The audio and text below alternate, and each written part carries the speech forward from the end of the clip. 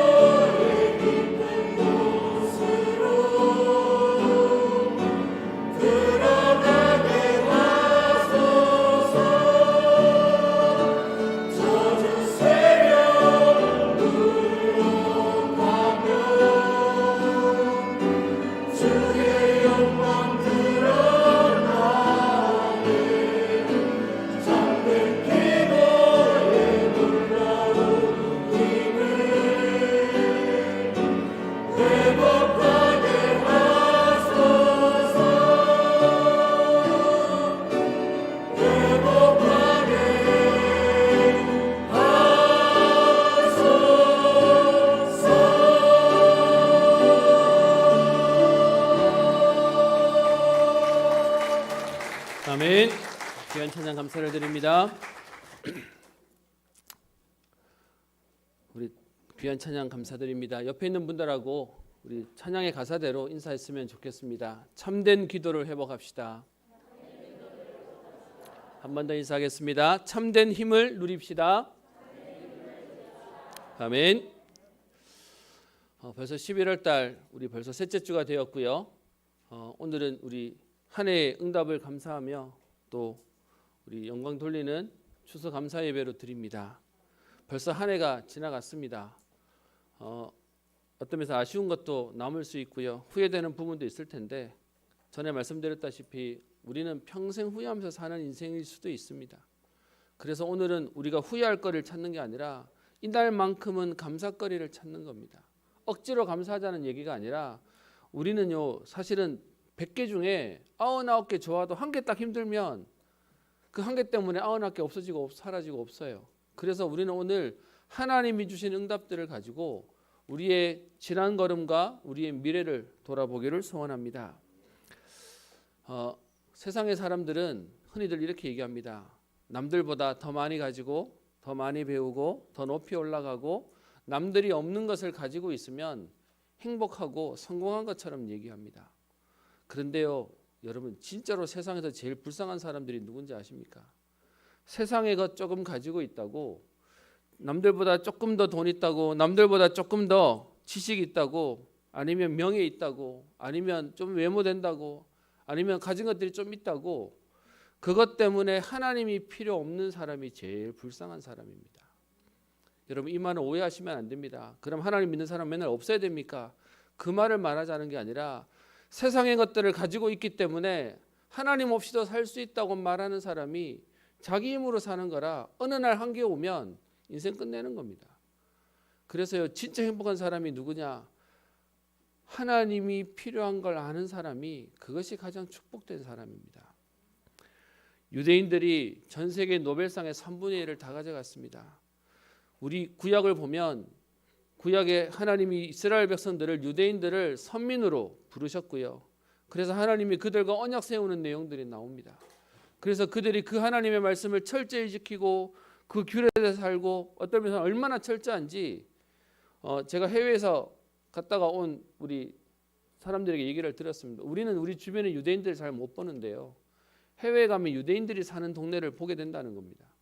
거기를 가면 재밌는 게 있대요. 그 건물에 안식일 우리로 치면 토요일이죠.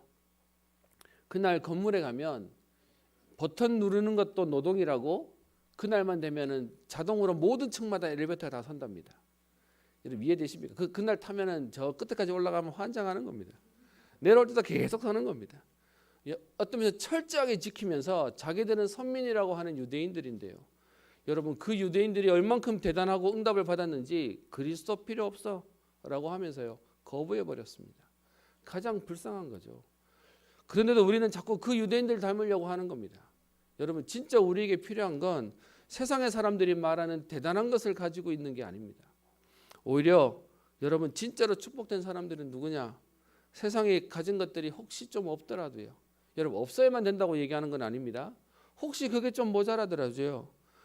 하나님을 알고 하나님을 만나고 하나님이 필요하다고 고백하며 하나님과 가까이 하는 그 자가 축복된 사람입니다. 시편 73편 28절에 이렇게 되어 있죠. 하나님께 가까이 함이 내게 복이라.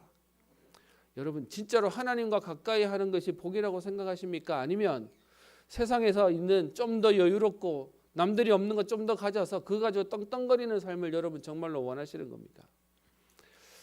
서론을 준비해 놓고 오늘 아침 기사를 보는데 제가 마음 아픈 기사를 하나 보게 되었습니다. 기사 제목이 이렇게 되어 있어요. 피겨 선수였던 최원희가 무속인이 되었다고 합니다. 피겨 선수 최원희가 코치로 활동하다 돌연 무속인이 됐습니다. 23 친구들과 한창 어울릴 나이인데 지난달까지만 해도 스케이트장에서 아이들을 가르쳤던 선수였기에 소식이 알려지자 그 이유가 더욱 궁금했습니다. 10살에 스케이트를 시작해 20살 마지막 시즌으로 선수 생활을 끝내고 지난달까지 기사는 어제 날짜로 올라왔습니다. 지난달까지 코치로 활동했다는 채원이는 2012년 동계체육대회 여중부 3위를 시작으로 2014년 서울시 교육감배 A조 여고부 1위 등 2016년까지 크고 작은 대회에서 대부분 참가하고 입상도 했답니다. 오랜 선수 생활로 국가대표 상비군 선발을 노려볼 수도 있었는데 하필이면 전산상 선수 등록이 누락되는 오류로 인해서 그에 쌓은 대회 포인트를 전부 날려버리면서 기회를 잃었답니다. 오죽하면 오랜 기간 자신을 지켜본 코치조차 참 안 풀린다라고 아쉬움을 토로하고 선수 생활은 순탄치 않았다고 얘기합니다. 그런데 그 끝내고 코치 생활을 하는 몇 년 동안은 나름 그래도 선수 생활 때보다는 좋았다네요. 그런데 성인이 되니 어릴 적부터 겪어온 증상이 심해졌습니다. 피겨만 보고 살았지만 남모를 고통이 있었습니다. 어머니가 저 모르게 노력을 하셨습니다. 신병이라는 것이 심해지지 않게 무당도 찾아가서 누름굿도 했다고 합니다. 참고 견뎠지만 성인이 되니 일상생활이 힘들 만큼 심해졌습니다. 그래서 운명을 받아들이기로 했습니다. 그래서 23살에 무당이 돼버렸어요. 사진에 옛날 피겨 선수 때 사진 하나 하고요. 지금 무당된 사진이 2개가 딱 겹쳐서 올라왔어요. 여러분 23살 된 무당, 여러분 어떤 느낌이겠습니까? 여러분 이따 예배 끝나고 한번 검색해 보세요. 피겨 선수 무속인이라고 하면 오늘 아마 메인을 헤드라인을 장악하고 나오게 될 겁니다. 그래서 지금은요 신내림을 받고 보은사 도화신녀가 됐답니다. 두렵고 힘들고 많이 울었는데 이제 마음이 편하고 괜찮다고 웃어 보였습니다.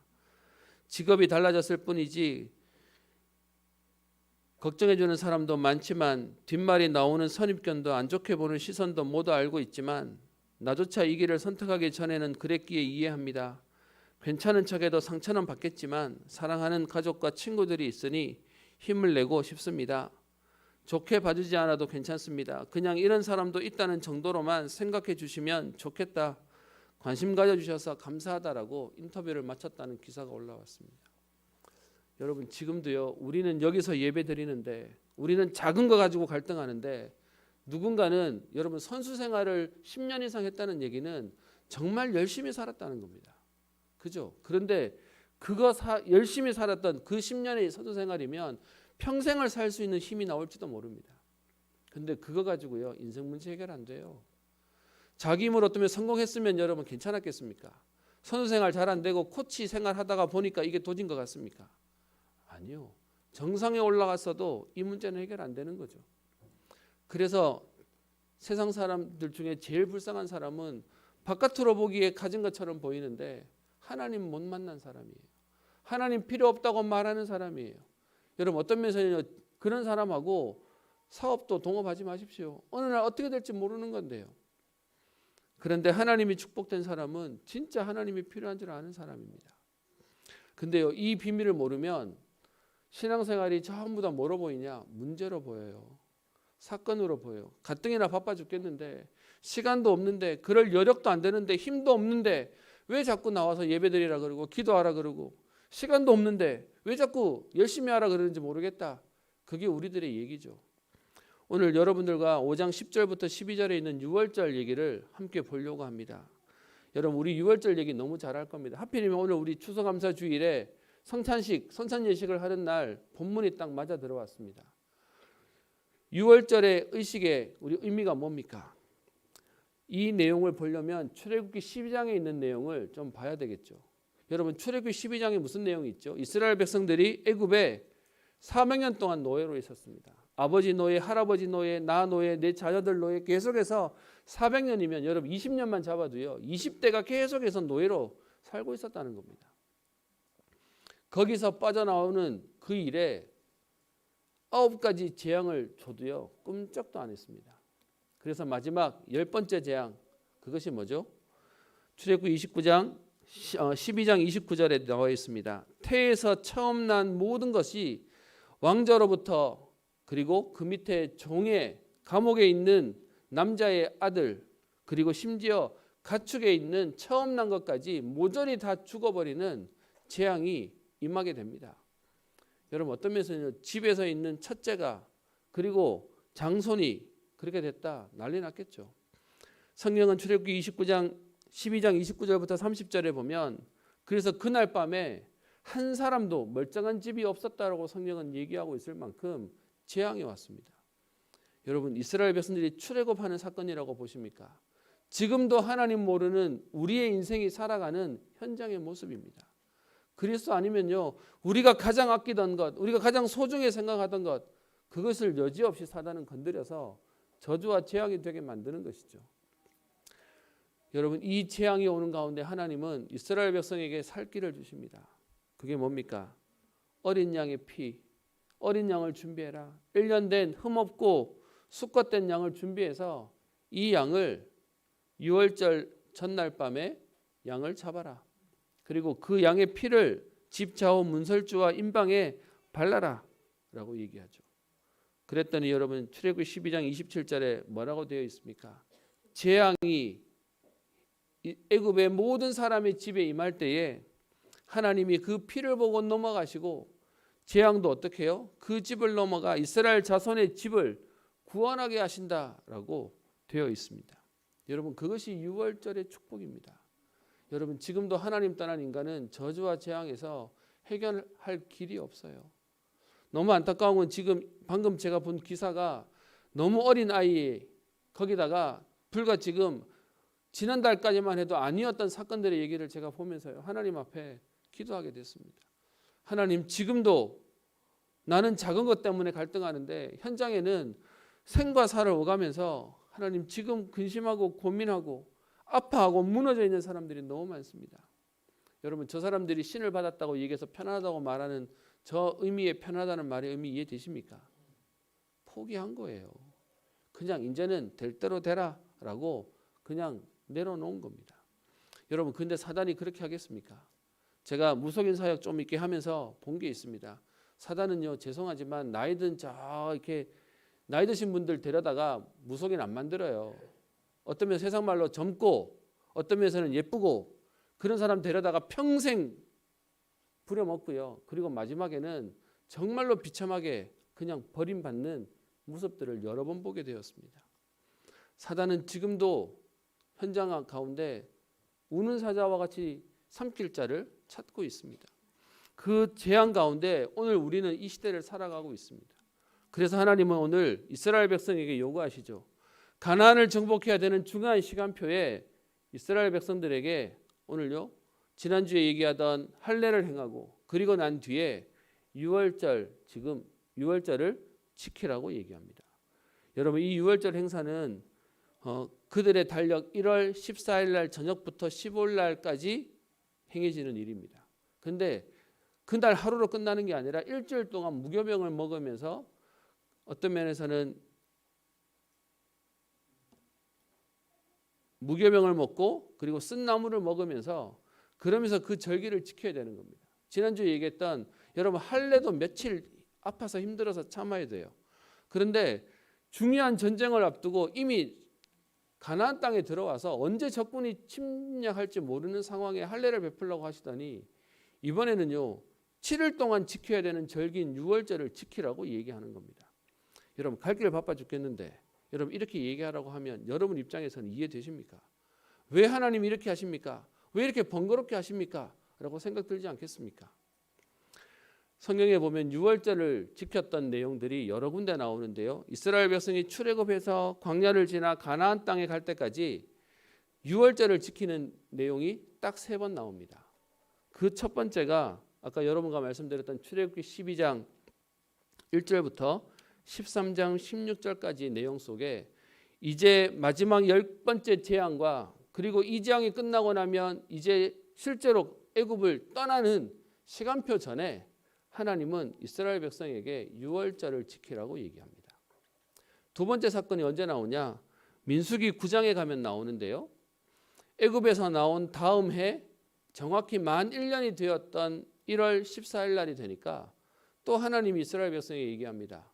시내 광야에 있을 때 이스라엘 백성에게 6월절을 지키라라고 되어 있습니다. 여러분 민수기 9장에 나오는데요. 민수기서의 내용이 출애굽한 이스라엘 백성들이 실제로 광야를 지나갈 때 그들에게 어떻게 지나가야 되는지를 하기 위해서 백성의 수를 세어라라고 하는 내용으로 민수기 1장이 시작되어지고요. 그래서 백성의 수를 세고 그리고 제사장의 조직을 갖추고 그리고 난 뒤에 9장에 보면 출발하기 전에 유월절을 지키도록 얘기하고 있습니다. 그리고 마지막 세 번째가 오늘 이스라엘 백성들이 요단강을 건너고 여리고를 무너뜨리기 위해서 첫 번째 전쟁을 벌여야 되는 그 첫 시간에 하나님은 이스라엘 백성에게 유월절을 지키라고 얘기합니다. 여러분 요 세 가지 사건을 들으면서 혹시 감이 오십니까? 중요한 시간표를 앞두고 하나님이 유월절을 지키게 하셨어요. 그래서 유월절 지키고 난 뒤에 뭐가 시작됐냐? 출애굽이 시작됐고요. 두 번째 유월절을 지키고 난 이후에 실제로 이스라엘 백성들이 광야를 걸어가는 여정들이 시작되었습니다. 그리고요 오늘 여러분과 보는 여호수아 5장 10절부터 12절에 이 유월절을 지키고 난 이후에 뭐가 시작되냐? 실제로 가나안 땅을 점령하는 전쟁이 시작되고 정복하는 일이 시작되었습니다.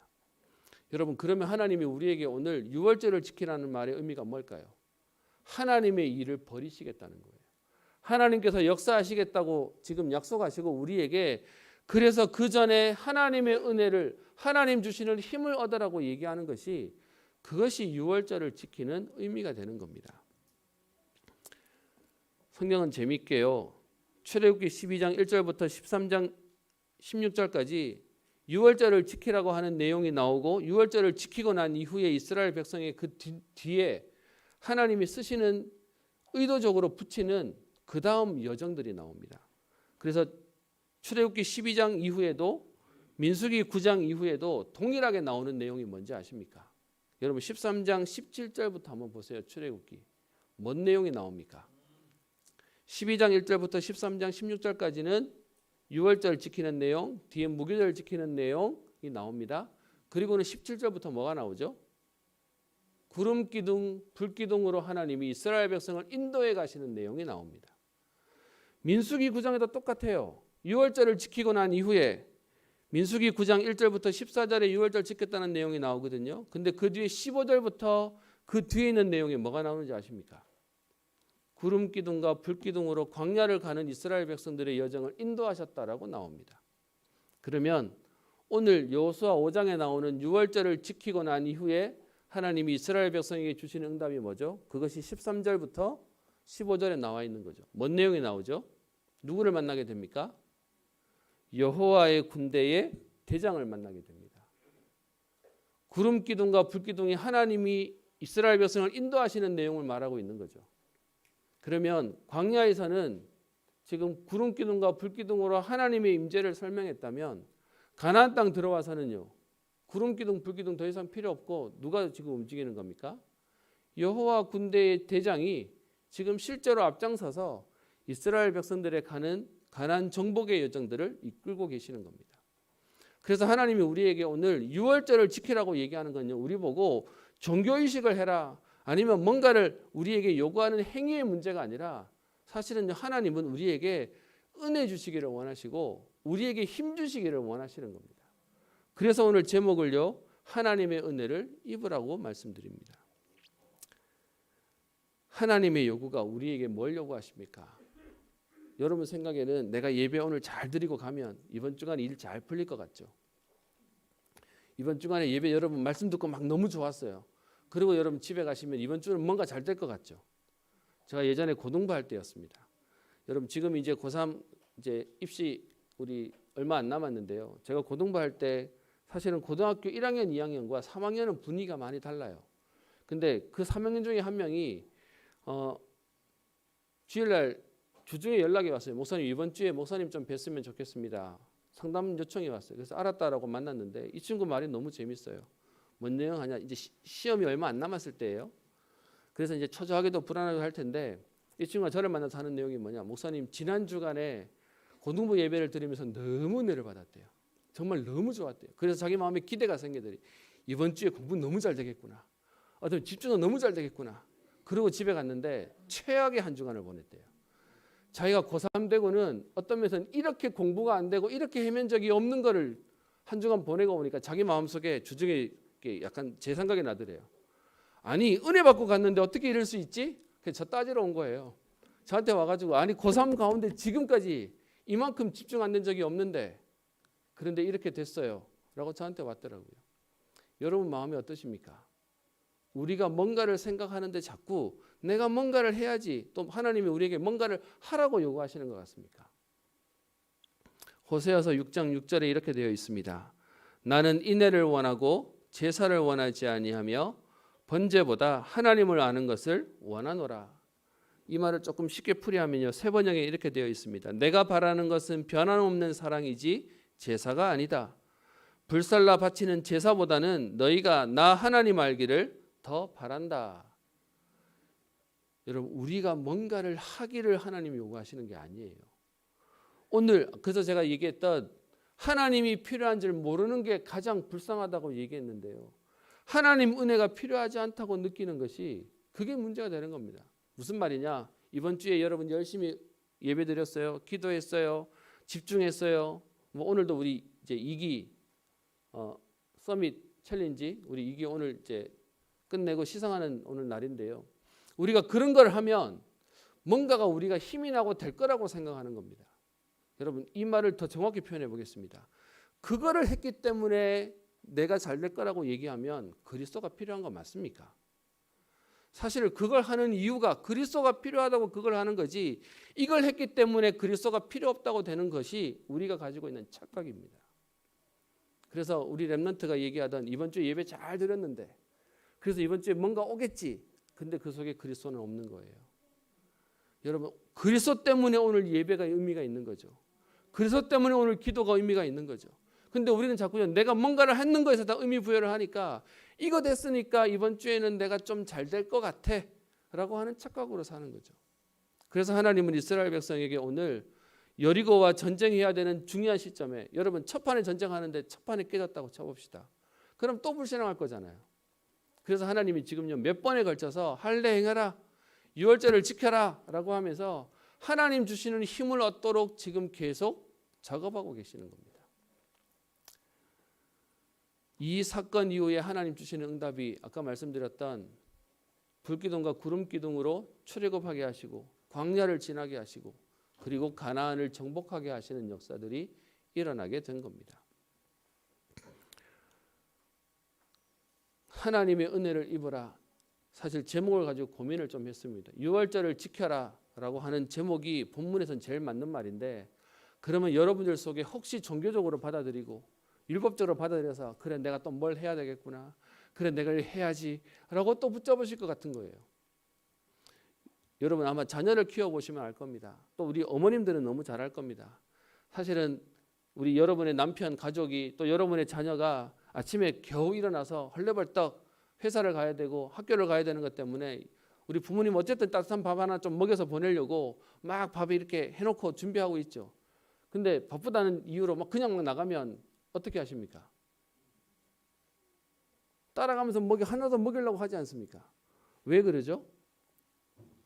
힘 얻어야 되니까. 그것 때문에 어떤 면에서는요. 그게 부모의 마음으로 자녀와 가족을 사랑하는 게 그게 엄마의 마음이지 않습니까? 지금 하나님은요. 우리에게 하나님 입장에서 하나님이 필요한 게 있으시겠습니까? 저와 여러분들이 뭘 한다고 그것 때문에 하나님 입장이 바뀌겠습니까? 그런데 그 하나님이 우리 때문에 하나님은 오늘도 하나님의 일을 하기를 원하시는 겁니다. 여러분 열왕기상 19장 4절부터 8절에 보면 엘리야 얘기가 나오죠. 그 엘리야가 갈멜살 전투 18장에 보면 850명 이방 선지자와 대결해서 이깁니다. 그런데 승리해놓고는 이세벨 여왕이 지금 엘리야를 죽이겠다고 얘기하니까 광야로 도망갑니다. 그리고는 로뎀나무에 아래에 엎드려서 죽기를 원하여 이렇게 얘기하죠. 여호와여 넉넉하오니 지금 내 생명을 거두시옵소서. 나는 내 조상들보다 낫지 못하나이다. 18장에 그렇게 큰 응답을 받아놓고도 그 뒤에 문제가 생기니까 딱 그냥 지쳐버렸어요. 낙심해버렸어요. 그래서 거기서 기도하고는 잠이 들었어요. 그랬더니 하나님의 방법이 뭐죠? 천사를 보내십니다. 천사가 와서 성경은 이렇게 표현합니다. 어루만지며 이르되 일어나서 먹으라. 왜 엘리야를 어루만졌을까요? 지쳐 있거든요. 약해져 있거든요. 그래서 하나님이 요구하시는 게 뭐냐? 천사를 통해서 일어나서 먹으라. 그래서 일어나서 봤더니 머리맡에 숯불에 구운 떡과 물 한 병이 있음을 봅니다. 그래서 그걸 먹습니다. 그리고 먹고는요 또 잡니다. 얼마나 지쳤는지. 그랬더니 하나님 포기 안 하시고요. 또 천사가 와서 다시 어루만지며 이르되 일어나 먹으라. 그러면서 그 다음에 한 말이 있습니다. 내가 갈 길을 다 가지 못할까 하노라. 그러면서요 또 먹고 잠들었더니 다시금 또 어루만지시면서 일어나 먹으라라고 해서 총 3번에 걸쳐서 음식을 먹게 합니다. 그리고는 성경은 뒤에 이렇게 표현해요. 그 음식물의 힘을 의지하여 40주야를 가서 하나님의 산 호렙에 이르니라. 여러분 이게 하나님 마음이에요. 우리 보고요 오늘 가뜩이나 여러분 교회 오셔서 앞에 이렇게 성찬보 있는 거 보시면 그런 마음 드시죠? 오늘도 길어지겠네 생각 안 드십니까? 제가 어제는 우리 성도님한테 한 얘기를 들었습니다. 건이라면서 왜 맨날 저기 그 마침 찬양은 1절 4절하고 이렇게 중간에 건너뛰냐면서 그렇게 안 쫓겼으면 좋겠다고 막 자꾸 막 허겁지겁 끝내는 것 같아가지고 뭐 그렇다는 얘기를 들었습니다. 여러분 어떻습니까? 찬양 길면 찬양 한 장 하고 난 뒤에 짐 빠지지 않으십니까? 힘들지 않으십니까? 여러분 이걸 왜 하나님이 우리에게 요구하시겠습니까? 우리가 하나님께 영광 돌린다고요? 저는 복음 알면 알수록 하나님이 영광 받으시는 가장 큰 응답이 복음으로 우리가 힘얻는 거예요. 하나님 우리를 오늘 살리셔서 저와 여러분 통해서 우리 현장을 살리는 증인 되도록 하시는 것이 하나님 계획입니다. 그래서 제가 조금 노골적으로 얘기했어요. 바빠 죽겠는데 예배드리라 그러고 기도하라 그러고 봉사하라 그러고 헌신하라 그러고 집중하라 그러고 여러분 이 모든 게 여러분 우리를 귀찮게 하는 거 맞습니까? 제가 오늘 새벽에 말씀을 오늘 미리 전하면서 그런 얘기했습니다. 여러분 지금 다 마스크 쓰고 계시는데 지금 나라에서 여러분 귀찮게 하려고 마스크 쓰고 다니라고 얘기하죠. 맞습니까? 아니죠.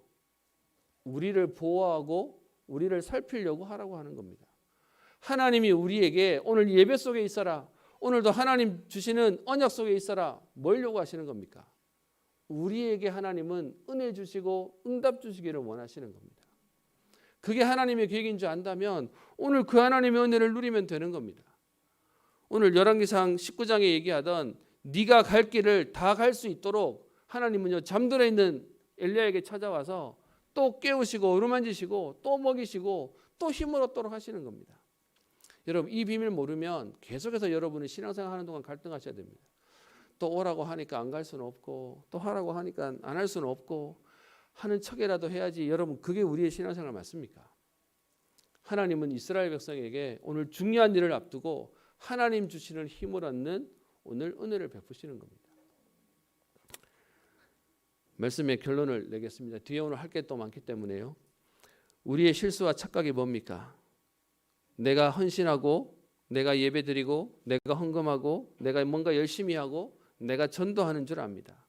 또 그거 못하면 내가 못했다고 생각합니다.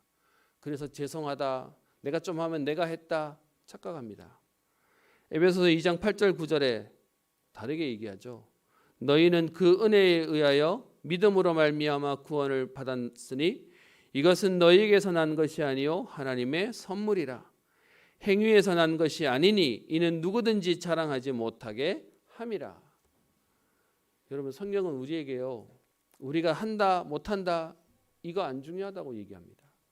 거기에 하나님 계획이 있음을 말하지 않습니다. 오히려 하나님 우리에게요 오늘도 중요한 일을 치르도록 중요한 일에 응답받고 쓰임받도록 하나님 주시는 힘을 주시겠다고 약속하고 계시는 겁니다. 그래서 우리는요 복음을 아는 정도가 아니라 복음화 되어야 돼요. 우리의 기준이 바뀌어야 돼요. 오늘도 나를 살리기 위해서 하나님은 예배를 말씀하시고 하나님은 그것 때문에 기도를 얘기하고 계시는 겁니다. 로마서 5장 8절에 우리가 아직 죄인 되었을 때에 그리스도께서 우리를 위하여 죽으심으로 하나님께서 우리에 대한 자기의 사랑을 확증하셨느니라. 여러분 우리가 뭔가 잘해서가 아니고요. 우리가 아직 죄인 되었을 그때 하나님은 우리에게 이미 은혜를 베푸시고 계시는 겁니다. 우리가 잘 아는 창세기 6장 14절에 여러분 노아 할아버지가 120년 동안 방주를 지었다라고 우리가 알고 있는데 우리 생각에 120년 동안 짓는 동안 힘들었겠다, 고생스러웠겠다가 우리 마음이죠. 근데 여러분 6장 14절에 어떻게 표현하고 있죠? 너는 너를 위하여 방주를 지어라. 여러분 방주를 짓고 그 방주 없으면 하나님이 물에 빠져 죽으시는 분이 아니세요. 노아의 가족과 생명들이 살아나는 비밀로 방주를 지어라고 얘기했습니다. 여러분 혹시 아직도 내 생각 가운데 예배가 종교적인 의식인 것 같습니까? 아니면 뭔가 내가 해야 되는 나의 율법인 것 같습니까? 여러분 거기서 사실은 언약과 축복을 다 놓치고 가는 겁니다. 여러분 우리가 밥 먹는 이유는 부모님이 만들어 주셨으니까 부모님 섭섭하지 않게 밥을 먹어주는 겁니까? 아니죠. 내가 사는 비밀이 그 속에 있는 겁니다. 그래서 오늘 제목을 하나님의 은혜를 입으라라고 말씀을 나누고 있는 겁니다. 요한복음 15장 15절 16절에 이렇게 되어 있습니다. 이제부터는 너희를 종이라 하지 아니하리니 종은 주인이 하는 것을 알지 못함이라. 너희를 친구라 하였노니 내가 내 아버지께 들은 것을 다 너희에게 알게 하였음이라. 하나님은요 우리에게 막 끌고 가가지고 야 시키는 대로 안 하면 벌 주고 혼내고 그런 하나님이 아니고요. 우리에게 친구라고 얘기하시며 우리에게 모든 것을 알게 하시겠다라고 약속하고 계십니다. 여러분 혹시 지금까지 신앙생활 하시면서 나는 아직 이 말이 이해가 안 됩니다라고 하시는 분들은 진짜 하나님 앞에서 오늘 기준 바꾸고 새로운 시작의 응답 속에 들어가셔야 되는 겁니다. 그래서 오늘 우리 성찬식이 있습니다. 또 뭔가를 하는 게 아니고요.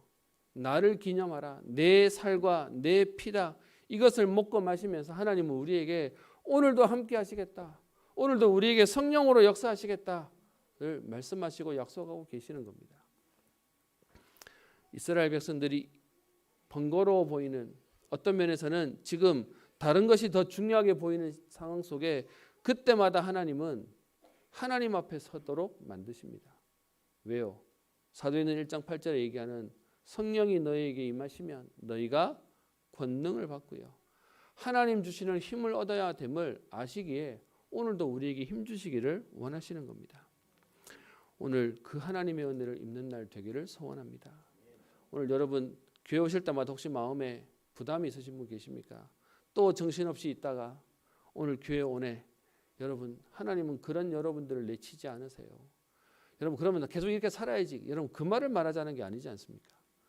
그럼에도 불구하고 오늘 하나님 주는 힘을 얻으면 오늘 엘리야에게 하나님께서 40주야를 달려갈 힘을 주셨듯이 하나님은 오늘도 언약 잡는 저와 여러분들에게 하나님의 은혜를 구하는 우리에게 하나님께서는 우리의 가정과 현장과 시대와 후대와 미래를 살리는 은혜를 허락하실 것입니다.